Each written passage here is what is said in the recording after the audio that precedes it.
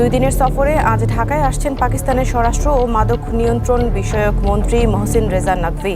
Official সফরসূচি বলছেন তিনি এসেছেন বাংলাদেশ পাকিস্তান টেস্ট ম্যাচ দেখতে, কিন্তু স্টেডিয়ামের গ্যালারির চেয়েও বেশি গুরুত্বপূর্ণ হয়ে উঠেছে সচিবালয়ের রুদ্ধদ্বার বৈঠক।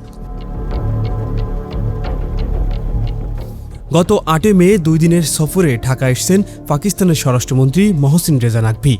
ক্রিকেটের আড়ালে দুই দেশের মধ্যে স্বাক্ষর হতে যাচ্ছে মাদক ও সন্ত্রাস দমন এবং গোয়েন্দা তথ্য বিনিময়ের মতো গুরুত্বপূর্ণ সমঝোতা স্বাক্ষর।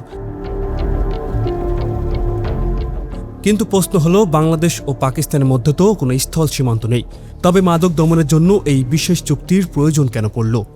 ক্রিকেটের আড়ালে আসলে কী ধরনের নিরাপত্তা এজেন্ডা নিয়ে আলোচনা হচ্ছে? আজকের এই বিশেষ প্রতিবেদনে আমরা বিশ্লেষণ করব নাকভির এই ঢাকা সফরের ভেতরের আসল তথ্যগুলো। মহসিন নাকভি শুধু পাকিস্তানের স্বরাষ্ট্রমন্ত্রী নন, তিনি পাকিস্তান ক্রিকেট বোর্ড বা পিসিবির চেয়ারম্যানও বটে। 8 মে তার এই সফরের প্রধান উদ্দেশ্য হিসেবে ক্রিকেটীয় সহযোগিতার কথা বলা হলেও পরের দিনের চিত্রটি ছিল ভিন্ন।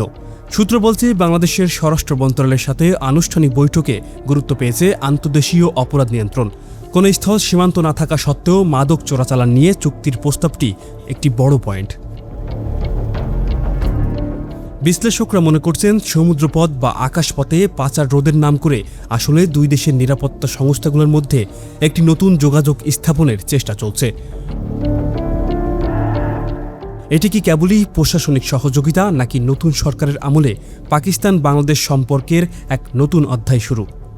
এই সফরের একটি বিশেষ বাস্তব দিক হল এর সময়কাল এবং দক্ষিণ এশিয়ার ভূ রাজনৈতিক সমীকরণ। একদিকে ভারতের সাথে বাংলাদেশের বিদ্যমান সম্পর্কে নানা টানাপোড়েন, অন্যদিকে চীনের ঘনিষ্ঠ মিত্র পাকিস্তানের সাথে এই প্রশাসনিক যোগাযোগ, সব মিলিয়ে এক নতুন সমীকরণ তৈরি হচ্ছে। ভারত ও বাংলাদেশের মধ্যে কয়েক হাজার কিলোমিটার সীমানা থাকা সত্ত্বেও পাকিস্তানের মতো একটি দূরবর্তী দেশের সাথে নিরাপত্তা ও গোয়েন্দা তথ্য বিনিময়ের এই আলোচনা কূটনৈতিক মহলে বেশ গুরুত্ব পাচ্ছে। এটি কি কেবলই একটি নিয়মিত প্রশাসনিক দ্বিপাক্ষিক বৈঠক, নাকি নতুন সরকারের অধীনে বাংলাদেশ তার পররাষ্ট্রনীতিতে কোনো বড় ধরনের ভারসাম্যের পরিবর্তন আনতে যাচ্ছে? সেটি এখন মূল বিশ্লেষণের বিষয়। নাকভির এই সফরে বারবার গোয়েন্দা তথ্য বিনিময় বা ইন্টেলিজেন্স শেয়ারিংয়ের বিষয়টি উঠে এসেছে। সন্ত্রাস দমনের নাম করে এই ধরনের সহযোগিতা সাধারণত ঘনিষ্ঠ প্রশাসনিক সম্পর্ক থাকলেই সম্ভব। বাংলাদেশের অভ্যন্তরীণ নিরাপত্তায় পাকিস্তানের এই সম্পৃক্ততা ভবিষ্যতে কেমন প্রভাব ফেলবে?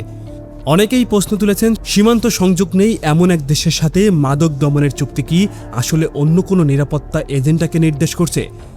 এটি কি শুধুই ক্রিকেট ডিপ্লোম্যাসি, নাকি এর আড়ালে নতুন কোনো কৌশলগত জোট তৈরি হচ্ছে? নতুন সরকারের আমলে প্রতিবেশী দেশগুলোর সাথে সম্পর্কের ভারসাম্য বজায় রাখার কোনো পরিকল্পনা কি এই সফরের মধ্য দিয়ে বাস্তবায়িত হচ্ছে? মহসিন নাকভির এই ঢাকা সফর বাংলাদেশের পররাষ্ট্রনীতিতে এক বড় ধরনের বাঁকবদল হতে পারে। ক্রিকেটের ব্যাট বলের লড়াই ছাপিয়ে এখন আলোচনায় দুই দেশের নিরাপত্তা ও রাজনৈতিক সদিচ্ছা।